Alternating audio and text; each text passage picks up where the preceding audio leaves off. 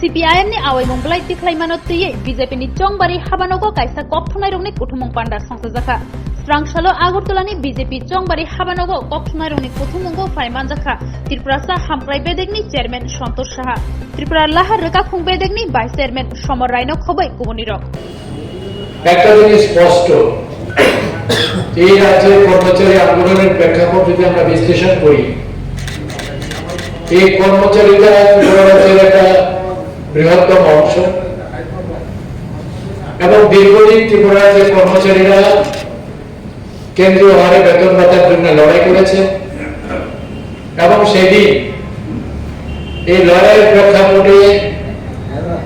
তদানীন্তন মুখ্যমন্ত্রী প্রয়াত সুকুমার সেনগুপ্ত সরকারের প্রথম হয়েছে তথাকথিত বামফ্রন্টের নামে রাস্তায় সেদিন একটি মাত্র দাবি ছিল আমরা কেন্দ্রীয় হারে বেতন ভাতা চাই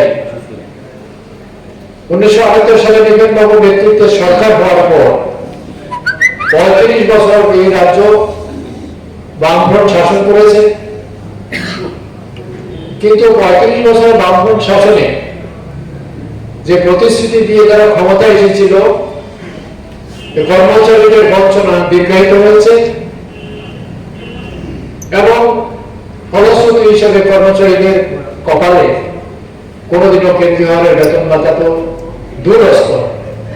দিনের পর দিন তারা বঞ্চনার শিকার হয়েছে 2018 সালের আগে ভারতীয় জনতা পার্টি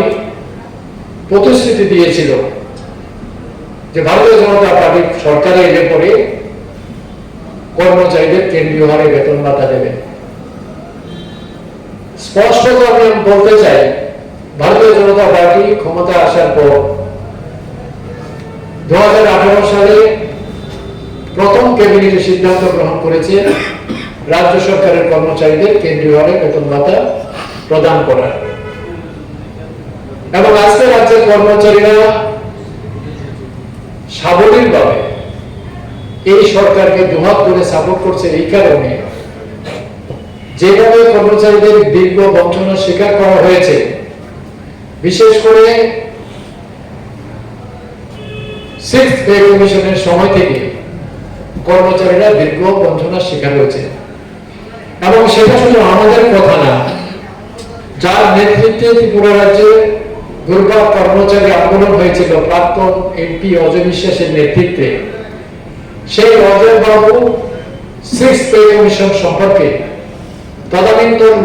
তদানীন্তন অর্থমন্ত্রী বাদল চৌধুরীর কিছু কথাকে এবং তদানীন্তন সময়ে মুখ্য সচিবকে দিয়ে যেভাবে একটা শ্বেতপত্র প্রচার করেছিল সেই শ্বেতপত্রকে কাউন্টার করে অজয়বাবু একটা পাল্টা জবাব দিয়েছিলেন এবং সেটা আমার বক্তব্য না প্রাক্তন এমপি অজয়বাবুর বক্তব্য সেটা কি বলেছে অর্থ দপ্তরের শ্বেতপত্র মিথ্যা এবং ধাপ্পার দলিল মিথ্যা এবং ধাপ্পার দলিল এবং একটা কথা আমরা স্পষ্টত বলতে চাই আজকে যে জাতীয় কংগ্রেস কমিউনিস্ট পার্টির সঙ্গে সিট অ্যাডজাস্টমেন্ট করেছে সেদিন কিন্তু জাতীয় কংগ্রেসের নেতৃত্ব কর্মচারীদের বঞ্চনার ব্যাপারে দীর্ঘ রাজরাস্তায় আন্দোলন হয়েছে তো আজকের যে কথাটা আমি স্পষ্টত বলতে চাই যে যেভাবে তারা নির্বাচনী ইস্তাহারে কর্মচারীদের বিভ্রান্ত করার চেষ্টা করছে এই জিনিসগুলি আমি আপনাদের মাধ্যমে রাজ্যের কর্মচারীদের তুলে ধরতে চাই যে আপনারা নিশ্চয়ই পেয়েছেন আমরা এটা সংগ্রহ করেছি সেখানে একটা জায়গায় বলা হয়েছে যে বামফ্রন্টের নেতৃত্বে নতুন করে সরকার ক্ষমতায় এলে পরে এই রাজ্যের কর্মচারীদেরকে পুরানো পেনশন প্রথায় ফেরত আনা হবে অর্থাৎ নিউ পেনশন স্কিমে রাজ্য সরকারের কর্মচারীরা এখন চলছে আমি আপনাদের সামনে স্পষ্টত বলতে চাই 2004 সালে ডক্টর মনমোহন সিং যখন প্রধানমন্ত্রী ছিলেন তখন কিন্তু নিউ পেনশন স্কিমটা চালু হয়েছে এবং সেই ইউপি 1 সরকারের সাপোর্ট কিন্তু কমিউনিস্টরা দিয়েছিল, নিশ্চয়ই আপনারা অবগত আছেন। তো নিউ স্কিম কখনো আনা হয়েছে? তদানীন্তন কংগ্রেস সরকারের আমলে আনা হয়েছে, সাপোর্টেড বাই কমিউনিস্ট পার্টি। আর আজকে ওরা বলছে, এই যে নির্বাচনী ইস্তাহারে বলছে যে এরা ক্ষমতায় এলে পরে তারা নতুন করে পুরানো পেনশন স্কিমটা ফিরিয়ে আনবে। আমি আপনাদের অবগতির জন্য জানাচ্ছি, কেরলে বামফ্রন্টের নেতৃত্বে, সিপিআইএম এর নেতৃত্বে সরকার চলছে। আজকে কত ধাপ্পাবাজ এবং বিচারিতা ওরা করে কেরলে কিন্তু আজকের দিনে যে সিপিআইএম এর নেতৃত্বে যে সরকার, সেই সরকারের কিন্তু নিউ স্কিম কিন্তু তারা চালু করেছে, অথচ একই সরকার তারা বলছে এখানে এলে পরে তারা করবে। এবং আপনারা জানেন, ডিএল ফ্যাক্টরি বলুন, ওরা প্রতিশ্রুতি দিয়েছে আমরা ক্ষমতায় এলে আমরা বছরে 2 বার দিয়ে দেব। কত সংখ্যক দিয়ে দেবেন, ক্ষমতায় এলে পরে ডিএর পরিমাণ কি হবে এতে উল্লেখ নেই। 2 বার দেবেন, বছরে 1% করে দিলে 12 মাসে তো 12% হয়। তো তাদের এই অবস্থার মধ্যে তারা একবার স্পষ্ট করেনি যে তারা ক্ষমতায় এলে পরে, এরপরে তারা বলেনি যে আমরা যদি ক্ষমতায় আসি তাদের বকেয়া যে দিয়ে এখনো আমাদের রাজ্য সরকার দিতে পারেনি অর্থনৈতিক সংকটের কারণে, যে আমরা এলে আমরা দিয়ে দেব, এই ধরনের কোনো কথাও তারা বলেনি। সুতরাং এই সরকার এই রাজ্যের কর্মচারীদেরকে যেভাবে এই করোনাকালীন পরিস্থিতির মধ্যেও যেভাবে তারা সমৃদ্ধ করেছে, যেভাবে তাদের দৈনন্দিন জীবনে চলার পথে তাদেরকে ডিএ সহ বিভিন্ন সুযোগ সুবিধা দিয়েছে, আজকে বামফ্রন্টকে আমরা দেখেছি কিভাবে কর্মচারী বঞ্চনা হয়েছে। এই কর্মচারী বঞ্চনার বিরুদ্ধে একসময় আমরা, এবং আমাদের পাশে আমার সমন্বয়ে বসে আছেন, আমরা সম্মিলিতভাবে রাজ্যের সব অংশের কর্মচারীরা আমরা আন্দোলন সংগঠিত করেছি। সেদিন অর্থমন্ত্রী বাদল চৌধুরীর উক্তি ছিল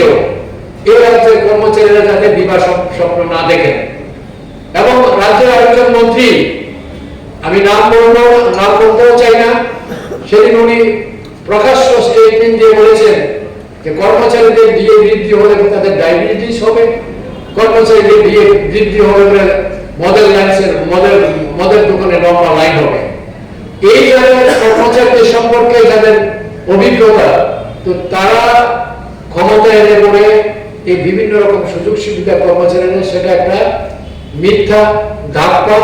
বিভ্রান্তিকর একটা প্রয়াস। তাই আপনাদের মাধ্যমে আমরা বলতে চাই, যেমন কোন এক সময় তারা 2.5% তারা ইনক্রিমেন্ট দিয়েছে আন্দোলনের প্রেক্ষিতে, পরবর্তী সময় 3% ইনক্রিমেন্ট হয়েছে। তারপরে এই যে বারবার তারা ব্যাংকের বিরুদ্ধে রাজ্যের কর্মচারীদেরকে সবসময় লেলিয়ে দিয়েছে। তো এই প্রেক্ষিতে আমরা আমাদের এই বক্তব্যগুলি এই কারণে আপনাদের সামনে তুলে ধরা, যেমন এই রাজ্যে প্রায় 1,04,000 রেগুলার কর্মচারী বর্তমানে কর্মরত, 1,04,000 কর্মচারী কর্মরত রাজ্যে, 80,600 মতো পেনশনার্স, 80,600 পেনশনার্স বর্তমানে রাজ্যে কর্মরত। এছাড়াও অঙ্গনারী, আশা সহ বিভিন্ন স্কিমে প্রায় 76,000 মতো কর্মচারী এই রাজ্যে কর্মরত। সব মিলিয়ে আজকে প্রায় 2,60,000 মতো কর্মচারী আমাদের এই বিজেপি সরকারের আমলে তারা সার্বিকভাবে তারা বেনিফিটেড। সুতরাং এই যে কর্মচারীদেরকে বিভ্রান্ত করার যে একটা প্রয়াস, এই প্রয়াসে যাতে কোনো অবস্থাতে তারা যাতে বিভ্রান্ত না হয়, এ কারণে রাজ্যের সমস্ত অংশের কর্মচারীদেরকে আপনাদের মাধ্যমে আমরা বলতে চাই যে আবার যদি নতুন করে এই সরকারের বিরুদ্ধে যেভাবে প্রচার চলছে, এই সরকারের যে উন্নয়নের গতি যেটা চলছে কর্মচারীদের মাধ্যমে, হ্যাঁ আমরা একথা অকপটে বলতে পারি যে আমরা যদি কম্পারিজন করি লেফট্রন্টের আমলে, এবং আপনারা জানেন কিনা জানি না, সেই দিন কর্মচারীর বঞ্চনার বিরুদ্ধে রাজ্যের 60টা বিধানসভা কেন্দ্রের মধ্যে 59টা কিন্তু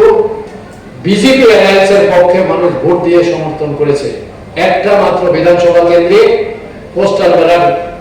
তদানীন্তন সময়ে যে বামফ্রন্টের নেতৃত্বে সরকার ছিল, তারা একটা মাত্র বিধানসভা কেন্দ্রে তারা একটু বেশি ভোট পেয়েছে। সুতরাং কর্মচারীরা ভালো করে জানেন, তারা শিক্ষিত অংশের মানুষ, এই রাজ্যের সমস্ত অংশের মানুষের সার্বিক পরিষেবা দেওয়ার ক্ষেত্রে তারা কর্মরত। আমরা বিশ্বাস করি কর্মচারীরা আগামী দিনে তাদের এই বিভ্রান্তকর প্রচারে বিভ্রান্ত হবে না, এই কথা আমি অকপটে বলতে পারি। এবং আগামীকালকে আমরা ভারতীয় জনতা পার্টির নির্বাচনী ইস্তাহার দেখতে পাবো। আশা করি আমাদের এই দুইটা